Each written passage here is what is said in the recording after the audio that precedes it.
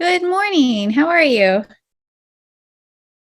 Oh, I have you on mute, of course. Okay. Whoops. Oh, I thought I had me on mute. I'm good. Can Oh, you hear yeah. All right. I will make you co-host. me? I'm I'm going to make right it so when. somebody else can unmute themselves, do that fancy trick. All right. As soon as we're finished, I'm staying at my desk till I finish the end of 45, and I'm sending it to you before I do anything else. Okay? Aha. Do I not have it? No. I mean, if you have it, that's great, but I didn't write it. I didn't finish yet. I mean, I have half of it. No. I meant, do I not have the draft from you? I was planning to do it right after Uh, this meeting as I well. was planning on having you do it right after too, but I Okay. just Yeah, that's okay. I we're went on to having a the stuff crazy at the week. end of the tractate. Yeah. So, We right, but it's Saturday, so it has to be ready to go yeah, early. we need it tomorrow because on Friday we send the Yeah, Saturday yeah, yeah. Wellness link at Well, the we're gonna bottom do for it. people who Yes, aren't I'm who are I'm up against the who don't want to wall. wait till Saturday night or Yeah, I and hear you. Saturday morning. So I hear you. yeah, Okay, how are you? I'm good. How are you? Good. I got to see Ben. I was Yeah, that was nice. he's taller than I thought. We just had a work retreat for Yeah. 70 Faces Media. Our first ever, but we've been a remote company for 3 years now. So, Okay. and the first thing I thought is I had no idea how tall or short all these people were. Yeah. I had no idea. It's the weird part about this. I mean, he looks like he does on screen. So, Yeah. anyways, it was lovely for him while I was around for us to meet. It was Yeah. nice. Oh, and that was the other thing, even like mashing people's Zoom screen boxes to their faces. I didn't get it right every time. That's funny. I mean, for people I work with regularly, of course, but for people who I Sure, only sure, sure. have a tangential relationship at the company, I I get that. I confidently greet people with the wrong name twice. that's funny. I'm gonna be in Philly next week on the Seum Day. So I'm trying to coordinate with Dossie to be if we could be in the same room, like we could be on the same screen. Oh, okay. But That would be fun. she's gonna be I'm at a conference. We're both well, I'm at a conference for 2 days and she's coming the second day. I thought she was coming both, but it turns out her shoal's not too far and I'll have a car. So Uh-huh. as Uh-huh. opposed to like trying to find some quiet space. The last thing I want, like my hotel room might not be ready yet. Uh-huh. So I'd rather be at her shoal. What brings you to Philly? The Mayberg Foundation's Jewish Education something, JEIC. I forget what the I and the C. C is challenge. I stands for something. Hmm. They have an annual Jewish education conference. It's a little weird, like it's invite only. I don't know why they do it that way, but I Uh-huh. was once they were in Boston and I was in Boston, I was invited and I've been on their list. So like Uh-huh. it's a it's a nice space. Like there's some nice educators who go. It's a good space for um Nice. connecting. The food's always good. That's good. It's only That's Philly's a important. day's drive, it's easy to, my conference budget isn't when I was ahead of school, my conference budget was ample. As an independent practitioner, the Yeah. conference budget isn't the same. So It's whatever you assign yourself, right? yes, and so this one is, so it's a good, it's invite only, but they cover it. Like there's no registration, so that makes it fit the Mhm. budget very well. So Mhm. anyway, so hopefully, Sounds I like think they invite fun. a lot of regional people, so that's why Daci's coming. She's a Uh-huh. really, Nice. yeah, Nasti's on the long list of people I now feel like I've worked with for years and never been in the same room with. yeah, me too. Well, it's gonna Speaking happen of for people whose me. heights I do not know. I don't know how tall Yeah, you are either. no, I'm not as tall as Ben. He's pretty tall. Yeah, that's true. Um, he also the best thing he said. I mean, it was fun to meet him in person, but he was like, "When we're done with all this, we have to do an in-person CU for everyone who worked on this project for the Yeah. Daf Yomi." I was like, Yeah. "That's a great idea." Yeah. Yeah. Party time. Yeah. Oh my Party God. time. All right. It is Yeah. half past. Shall we do Okay. this? Yes. Okay. All right. Good morning, everybody. Good morning. Good morning. Welcome. Hello there. Lovely to see you all. Happy Thursday. Happy last Daf Yomi week in review in Tractate Sota. Next week, we will be having our siyum on this tractate and moving on. Yeah. All right. Are we all got a few more to pull in? We've had some shorter Masechtot. So we've had regular siyumim lately, but the next two Masechtot are long. Yeah, Relatively Gittin. I don't remember how long Gittin is. I think we got about 90 and 100 pages, the next two Masechtot. Okay. So But those will feel short when we get into the Babas. It's gonna get longer after that. But yeah, right. we're celebrating next week. All right. I think we are all in. A few stragglers. I'm Rachel Scheinerman. I edit My Jewish Learning. Delighted to see you all for this regular Daf Yomi Week in Review class. Lots of familiar faces, new people. Special welcome to you. And this class, as many of you know, is taught by a rotating cast of wonderful teachers. And this morning we're joined by Rabbi Elliot Goldberg. Go ahead and take it away. Good morning, everybody. It's great to see you. I'm going to share some text in a minute. I want to put the link in the chat. Rachel, do you have the link to the slides? I will go grab it. Okay. Just give me Sorry about that. We didn't coordinate that before. We were having a lovely morning chat. I forgot about that. This week's the text I chose both comes from this last week of our Talmud study, but gives opportunity to reflect both on an element of Daf Yomi study that we benefit from that I don't know that we've talked about so much in this space or in the daily emails. And at the end, a quirky piece of Jewish ritual practice trivia. And so that's sort of the range of things we'll cover today. I see of the 5 people I see on my screen, I see 3 really big smiles for those 2 things. So maybe I hit it with my introduction. So thanks for that.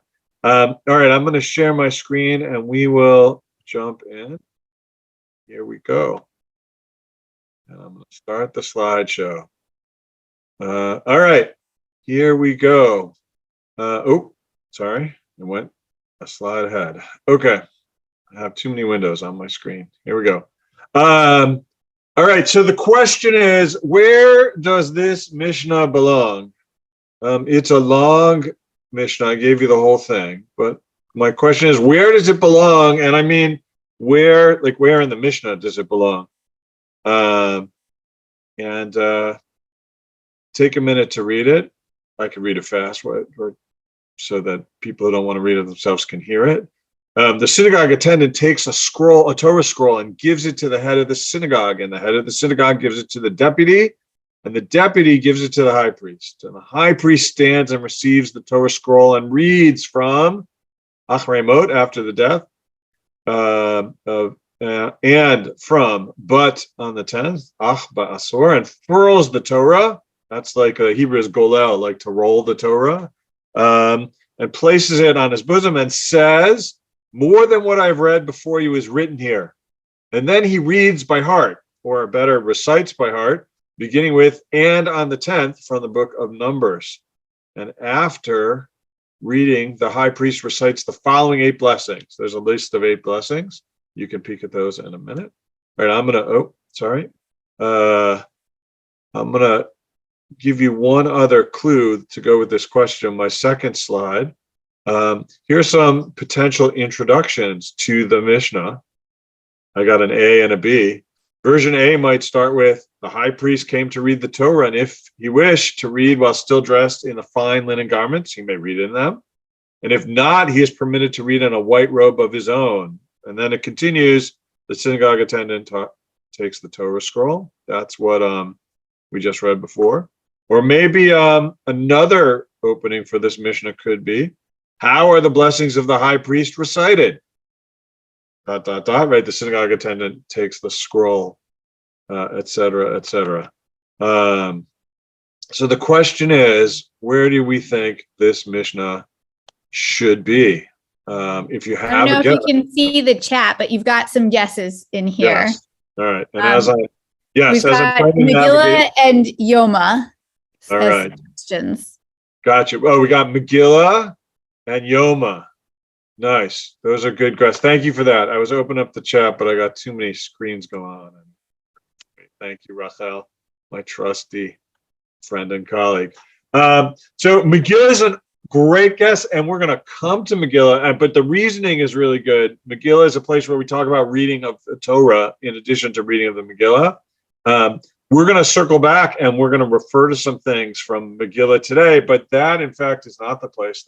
The answer to the question, before I was scrolling too much, there we go. This Mishnah actually appears in two places. It's funny that no one maybe you just didn't read those out. I hope someone guessed Sota, because we're in Masechet Sota. That's one of the places. But this Mishnah with that was too obvious. Yes, with the two different introductions appears both in Yoma and in Sota. The whole bulk of what I read off that first screen, right? I'm going to go back. This whole portion is in both of the Mishnahs, and they're just introduced by a different topical piece.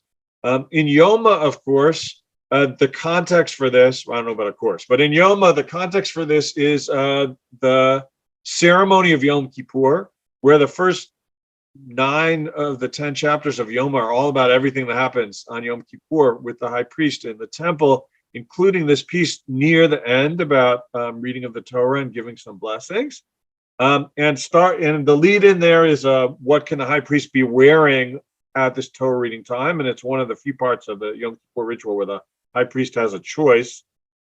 He can continue to wear the clothes that he wore for the previous rituals, or he can change into his own outfit if he wishes. And in Masechet Sotah, this comes up because we've been talking about ritual declarations that have to be made in Hebrew, or ritual declarations that can be made in any language. And the blessings of the high priest are on the list of things that have to be said in Hebrew, and they come up in Masechet Sotah. So on some level, the interesting piece that I love about this is that this Mishnah appears in two places. And it's not the only Mishnah that appears in two places. There are a handful of Mishnayot that appear in different places.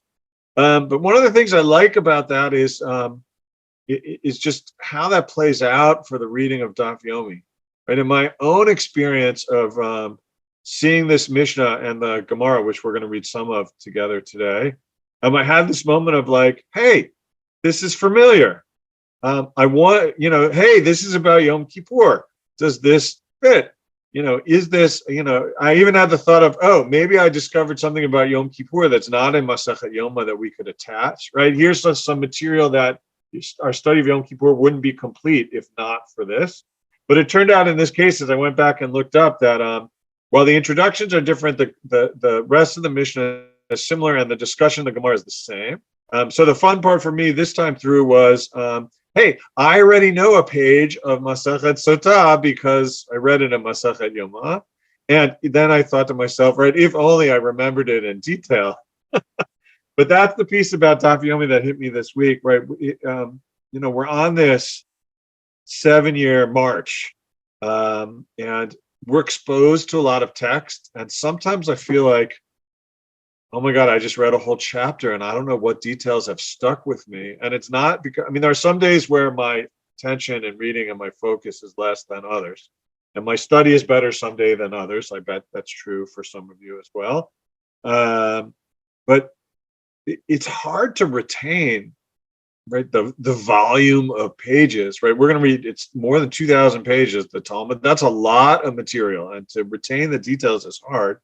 But this moment of, oh, here's something familiar. Let me go back and look and see what it's like. And with the advent of computers and Safaria, it's really easy to, if you just go into Sota and click on this, it gives you the reference to Yoma pretty fast.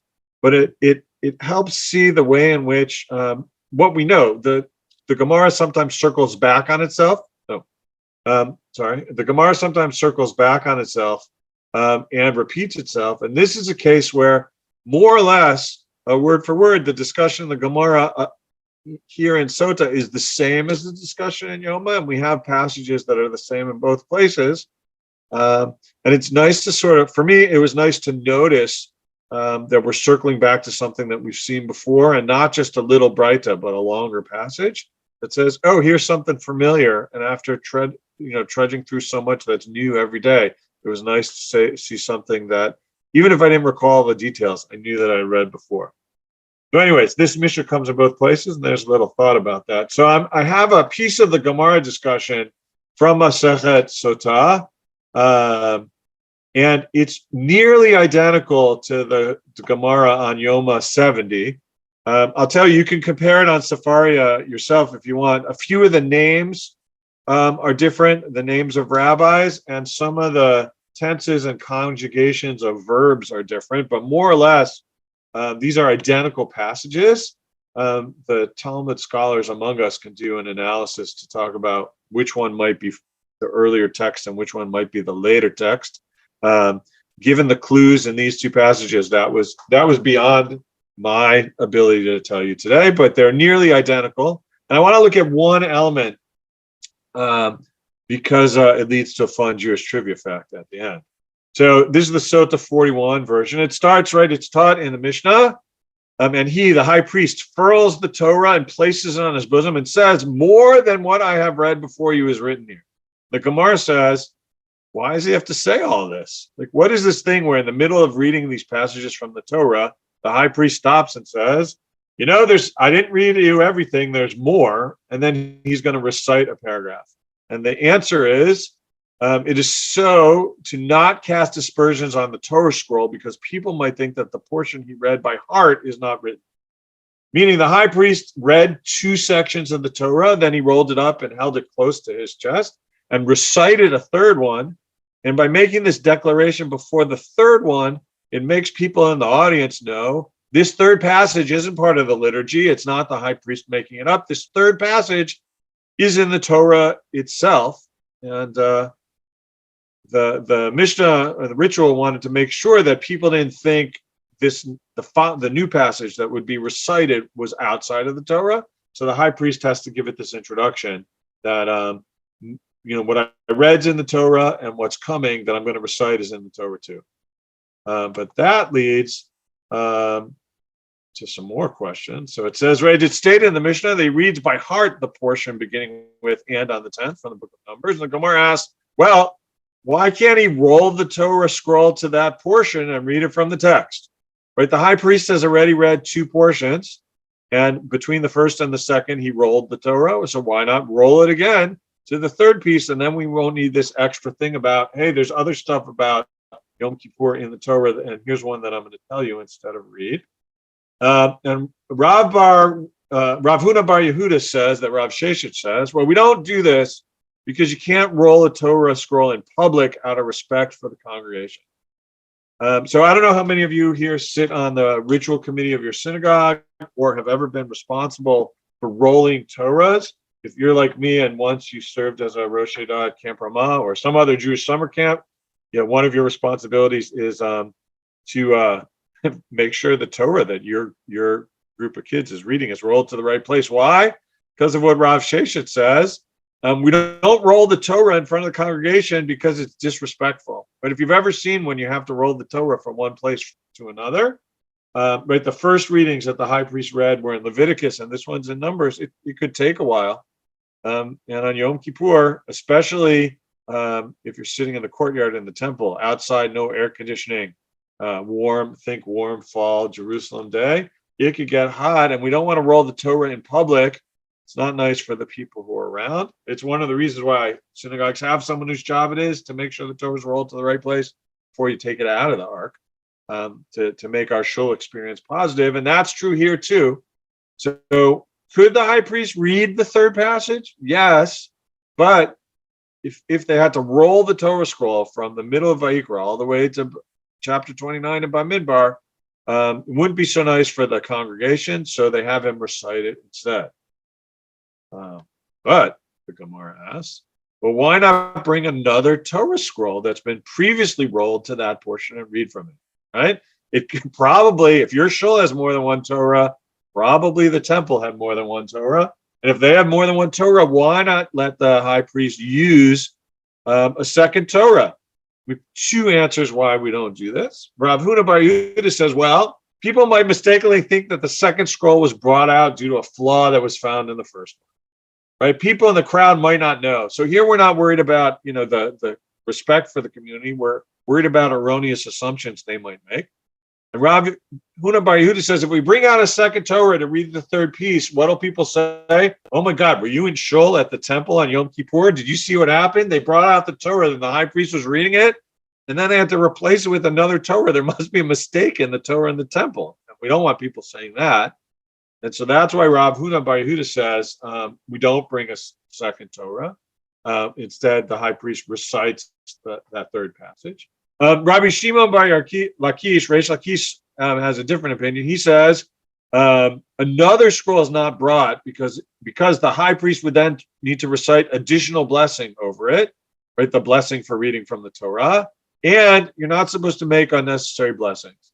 Meaning the high priest has lists of blessings. There are 8 for Yom Kippur in particular, but there are blessings he's reading from the Torah. So he says the Torah reading bless.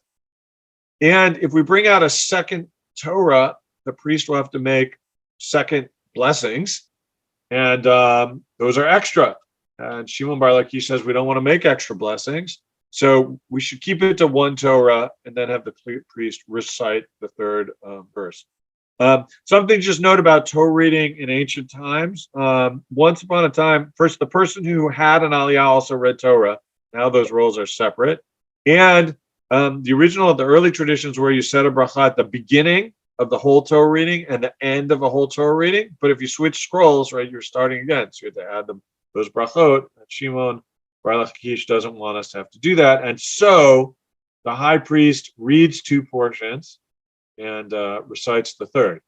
But the Gemara now brings a question about Rav Huna Bar Yehuda's answer, which was people might think there's a flaw in the first, in the scroll.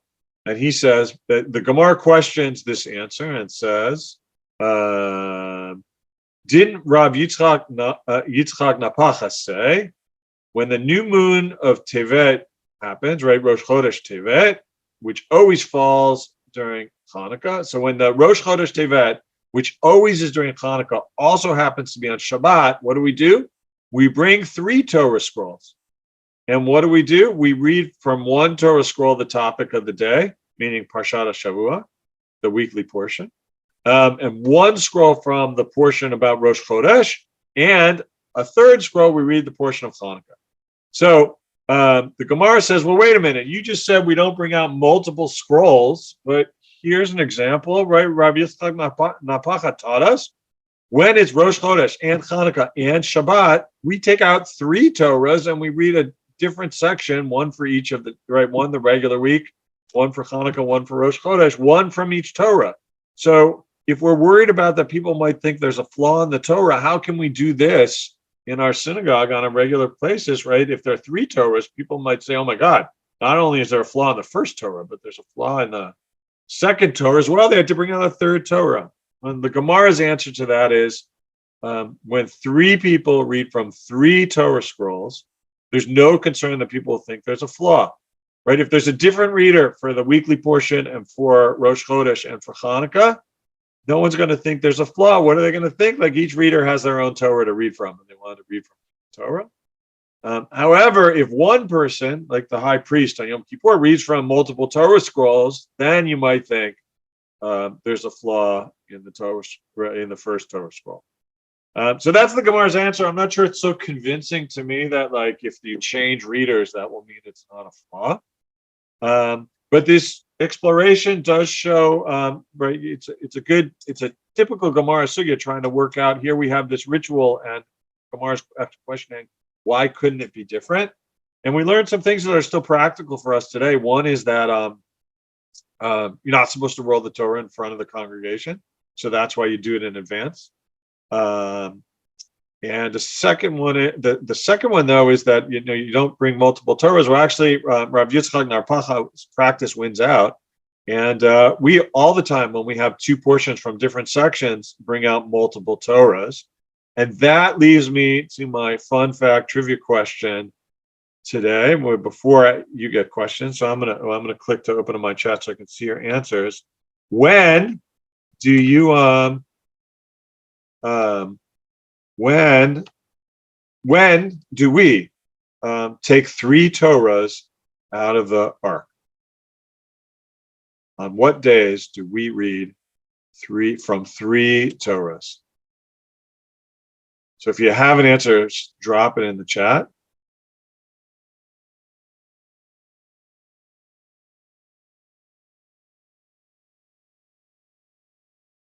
All right, Michael Stock says Hanukkah. That's the example. So Hanukkah, a little too general, right? So new moon, when it's the new moon and Hanukkah and Shabbat, that's one of the answers. That was Yitzchak Napacha's piece, because we have to read Parshat Shavua for Shabbat and the Rosh Chodesh piece and the Hanukkah piece. All right, so Marky says Simchas Torah. Stephen says it too. Simchas Torah is the second day we read from three Torahs, right? We start by reading the end, and then we read the beginning, and then we read the special Parsha for Simchas Torah about the sacrifices of the day. So we have three Torahs on Simchas Torah. Oh, and the other cases, one of our regulars, Rob Plass, knows the last ones.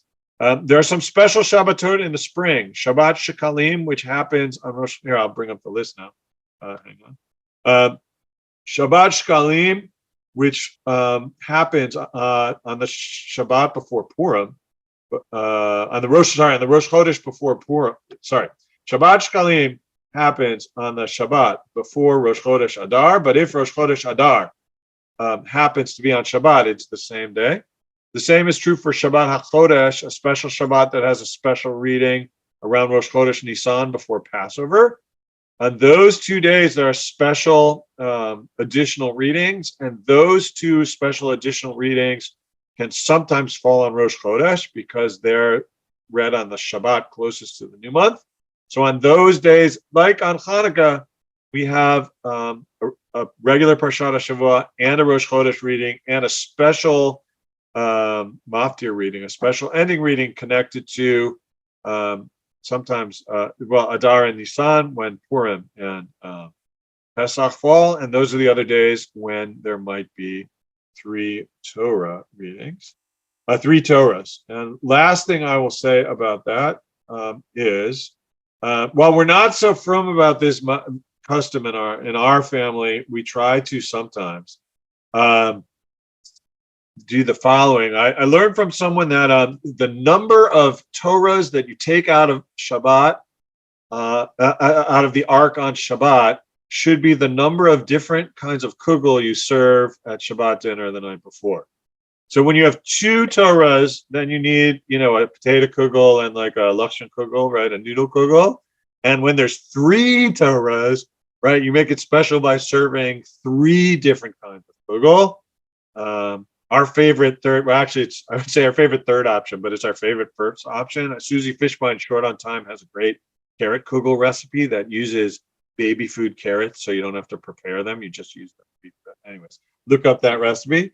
But if you like kugel and you like variety and you want to honor the different the number of Torahs that are going to come out the next morning in shul, I encourage you to adopt this minhag and make it spread worldwide. Honor the number of Torahs we take out of the ark by making the same different kinds of kugel. Or you're also allowed, if there's two Torahs, you can make one kugel and you ask one of your guests to bring another if you don't want to add cooking to you. You can do it that way too. Anyways, I saw in the text a few people said, why is this in Sota? So just to make the connection to that. So this Mishnah about the high priest ends after this reading of the Torah. The high priest recites 8 blessings that are connected to right, the service of Yom Kippur, but these 8 blessings must be recited in Hebrew. And right now in Masechet Sotah, we're in the midst of a conversation about what rituals have to be in Hebrew only and what can be in any language, because the rabbis talk about that for the Sotah ritual itself also, which, oh God, I'm totally blanking. It has to be recited in Hebrew, right? The adjurations that the priest gives her. Yes, has to be recited in Hebrew. And yeah. I think also maybe the warning her husband gives her might also have to be in Hebrew, but definitely what he says to her. Yes, I was pretty sure, but I had this moment of panic. I didn't want to get it wrong. So thank you for. All right, and we have a few minutes. We got one hand as well. Is that okay? I'm going to call in Claudette.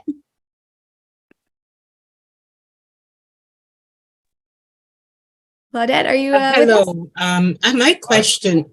Okay, can you hear me? Yes. Yeah. My question is, what happened to a impoverished community that have only one Torah, and it's time to bring out 3? Do they unfold the Torah, just like the Mishnah said you shouldn't do, or what happens? That's a great question. Claudette, that was my question too. I was going to ask that one. No, that is an awesome question, and it's really sensitive. You know, a Torah is an expensive thing to produce. Besides, right, the materials, right, the leather parchment can be expensive to produce, especially right in the rabbinic era where you had to, use leather, right? You were giving up your flock, which produced food.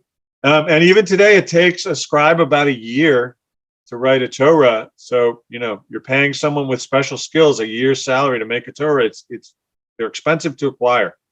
Claudette, I love that you asked this question. Here we have a conflict, right? You're not supposed to roll the Torah, but we have to read from 2 different places, and we only have one Torah. What do we do? What wins out? In the halachic literature, it says, right, it's more important to read what you're supposed to read than to honor the congregation by not rolling the Torah. So if you only had one Torah, you do have to read it, and then your congregation just has to get used to doing that. I might say in the modern context, what I might advise is if you're stuck that way, right, especially in like Simchat Torah, where you start by reading the end of the Torah and then you have to read the beginning, you have to roll through the whole Torah. It might be a good idea during the rolling time for that to be when someone gives a Dvar Torah. So at least you're honoring the congregation by teaching them the Torah instead of just making them sit around. But anyways, the short answer to your question is, if you only have one Torah, you roll it, even though it's better not to. But if you can't, if you're stuck, you're stuck. So you're forced to do that. Another ripple of this rule is, it's a good reason why in the Ark you have to label your Torahs that you're taking out. So you take out the right one, because if you take a Torah out of the Ark and it's the wrong Torah, even though you're not supposed to roll the Torah, even more so, we're worried about, not more than worried about the respect for the community, we're worried about the respect for the Torah. So if you remove a Torah from the Ark and then you open it up, it's in the wrong place, you can't put it back and take the other one that was rolled to the right place out. Then you have to apologize to the community and say we took out the wrong Torah. But our respect for the Torah in this ritual is higher than for the people, and we roll the Torah that we took out, because you shouldn't take a Torah out of the Ark and then not read it. And that's a higher value in the halachic system than making people sit and watch you roll it for a little bit. Thank you. Sure, you're welcome. We got like another minute. We got some actual halacha l'maaseh today, some practical synagogue advice. That doesn't always happen, especially in places like Tractate Sotah. Right. Someone asked for this Talmudic citation for the Kugel rule. There's no citation for that. And I will say this. I believe that I learned this tradition from my friend Judy Kupchan, who now lives in Jerusalem, and I think some people on this call might know her. But when I talked to Judy about it, like, she believes she learned this from me. So we're in a conundrum about what the origin is. It's possible that somewhere, someone just made it up. But I really like Kugel, and I really like this minhag. And if you like it, I have no citation, not only in the Gemara, but also in the Shulchan Aruch. But it's a good one if you're a Kugel eater. So the citation is just some people like Kugel, and so that's what we do. Anyways. All right, we are at the hour. So whatever hour it is where you are, it's 10 where I am. Might be something very different where you are. So we're going to draw it to a close now. Thank you so much, Rabbi Goldberg, for giving us some insight into some, practical sanctuary practices for making Torah readings go smoothly, and also reminding us that that there is repetition in the Talmud, and sometimes we get to wrap around and see things a second time. One wonders what would have happened if the rabbis had had a good indexing system, right? If the Talmud had been indexed, would they have repeated these discussions in multiple tractates? But this does happen throughout the Talmud. It's not the first and not the last time we'll see it, that we get to return to a conversation we saw in a different context and in a different tractate. Yes. I'm working on my own note-taking and indexing system because I like to have in my notes, oh my God, I found this thing in 4 different places. I wonder what that's about. But it's hard to do it's hard. My Post-it system isn't perfect. But anyway, that's for a different day.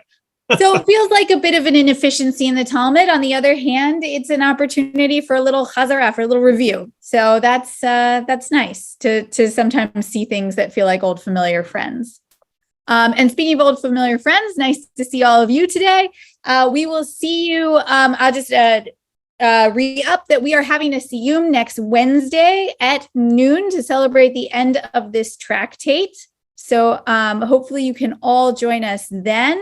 Rabbi Goldberg, you're joining us for that siyum, and also Rabbanit Dasi Fruchter and Dr. Sarah Ronis will be there, and we will celebrate completing another tractate. And then we will, of course, pick up the next day with Tractate Gitin. So lovely to see you all. Maybe we'll have Kugel. Have a great week. For the siyum, we should have Kugel. All right. Take care, everyone. Take care. Bye.